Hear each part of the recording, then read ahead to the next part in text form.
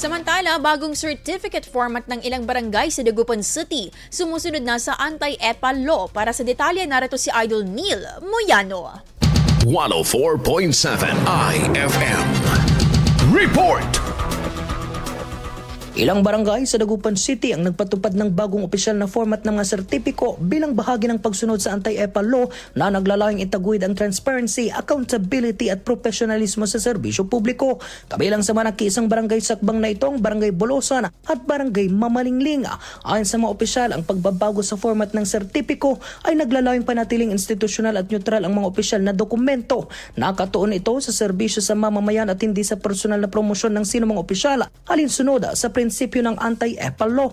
Ang anti-EPA law o Republic Act No. 11315 ay nagbabawal sa paggamit ng pangalan, larawan o imahe ng mga opisyal ng gobyerno sa mga proyekto at serbisyo na maaaring ituring na pampersonal na promosyon. Layunin nitong matiyak na ang mga programa at serbisyong pampubliko ay nananatiling para sa kapakanan ng publiko at hindi para sa political mileage ng sinuman.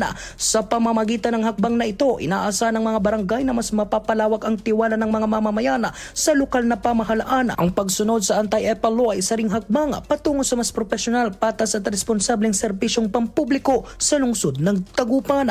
Kasama mo mula rito sa FM News Dagupan, ito si Edulil Moyano, Tatak IFM. IFM News. IFM News. IFM News.